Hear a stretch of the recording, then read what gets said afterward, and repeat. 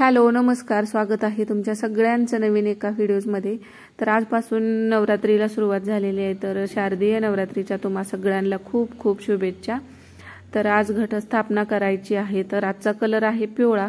तर इथं मी पाटाखाली अगोदर फरशी पुसलेलीच होती, तरी सुद्धा परत ओल्या कपड्याने जिथं आपण घट बसवणार आहे ती जागा पुसून घेतलेली आणि त्याच्या खाली स्वस्तिक काढलेलं आहे, त्यावरती चौरंग ठेवलेलं आहे। आता देवाऱ्याच्या समोर म्हटलं तर मग तेवढी जागा नव्हती, थोडीशी कमी होती, घटाचं ताट ठेवायचं तेवढी जागा नसल्यामुळे मी खाली चौरंग ठेवलेलं आहे।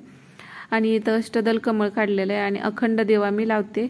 तर अखंड दिवा लावण्यासाठी जेवढा मोठा दिवा असेल तेवढा घ्यायचा, कारण मग तेल सारखं घालावं लागत नाही। दिव्याला पण स्वच्छ, आता नवरात्रीमध्ये आपण घराची स्वच्छता करतोच, त्याचबरोबर मंदिराची सुद्धा स्वच्छता झालेली, देव ते सगळं घासून ठेवलेलं आहे, आरती वगैरे। आता वात आहे ती 1.25 हात घेतलेले आणि ती वात डबल करून घेतली, तर एवढी वात पुरेशी होते, 9 दिवस व्यवस्थित चालते।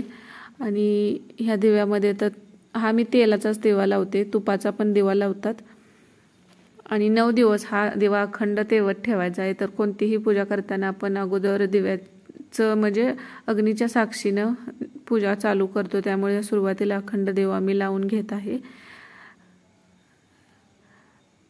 आणि अखंड दिवा लावल्यानंतर परत त्या दिव्यावरती अगरबत्ती सुद्धा लावली जात नाही, किंवा म्हणजे आपल्याला नंतर कसं आपण नेहमी देवपूजा करताना त्याच दिव्यावरती अगरबत्ती लावून देवाला लावतो, पण असं लावत नाहीत असं मी ऐकलं होतं।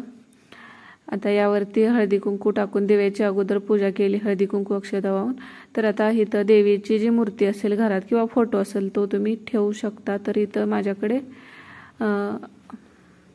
ह्याची अंबाबाईची मूर्ती आहे, तर ती मी यावरती ठेवणार आहे। तर खाऊचं जे पान असतं, विड्याची पानं, ते 2 पानं ठेवलेले आहेत, त्यावरती तांदूळ ठेवलेले आहेत आणि यावरती अक्षता ठेवून ही मूर्ती स्थापन केलेली आहे। आता यावरती पण आता मूर्तीला पण हळदी कुंकू लावायचं आहे, फूल व्हायचं आहे, अक्षता व्हायचे आहेत आणि नंतर आता आपल्याला घट बसवायचा आहे। तर इथं मी आमच्याकडे असा पत्रवाळीत घट बसवला जातो, तर खाली ताट घेतले आणि त्यावरती ही पत्रवाळी घ्यायची। पण आता पत्रवाळीत घट बसवायचं झालं तर आता बघा, ह्याला प्लास्टिकचा कागद असतो, यावरतीच असं बसवलं तर काय होतं, पाणी अजिबात खाली पाझरून जात नाही, मग घट आपला पाणी वरती राहिल्यामुळे जास्त होतं पाणी ते, त्यामुळे घट कधी कधी व्यवस्थित उगवत नाही, तो जास्त पाण्यामुळे पिवळा पडतो किंवा घटातून असा वास येतो।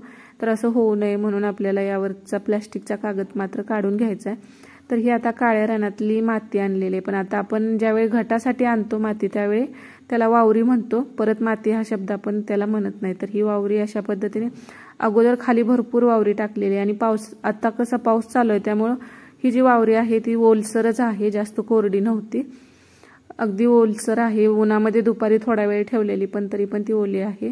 तर काळ्या रानातलीच वावरी आणल्यामुळे घट आपला छान उगवतो। तांबडी किंवा पांढरी माती आणली तर तुम्ही त्यामध्ये तेवढा उगवत नाही, माती चाळून वगैरे अजिबात घ्यायची नाही, आहे तशी घ्यायची, त्यामुळे सुद्धा आपला घट चांगला उगवतो। कारण माती चाळली ना तो खाली चिखल असं एकदम जाम बसल्यासारखं होतं, मग घटाला कसं असं पोकळ असेल तोपर्यंत तेवढा घट आपला चांगला उगवतो।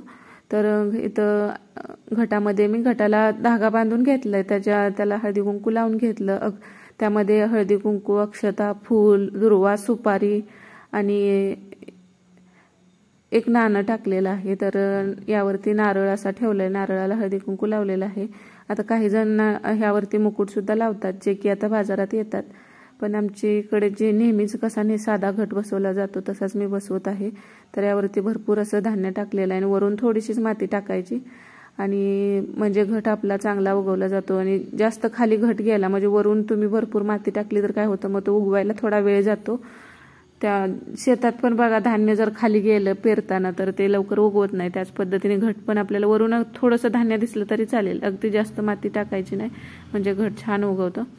आता जिथं घट ठेवायचा त्याखाली पण मी थोडेसे तांदूळ टाकले आणि त्याला हळदी कुंकू वाहून अशा पद्धतीने घट स्थापना केलेली आहे। आणि पाणी अगदी थोडंसं टाकलेलं आहे, कारण माती अगदीच ओलसर आहे, जास्त पाणी झालं तरी सुद्धा घट आपल्या व्यवस्थित उगवत नाही।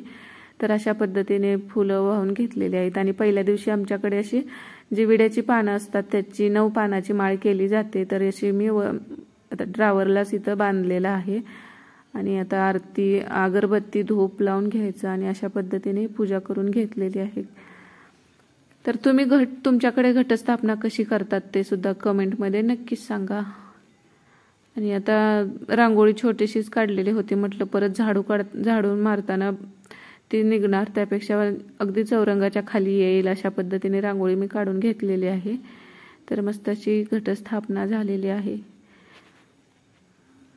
खडी साखरेचा नैवेद्य दाखवलेला आहे. आता दुसऱ्या दिवसापासून आमच्याकडे म्हणजे तरवडाची फुलं असतात, त्याच्याच 9 माळी होतात.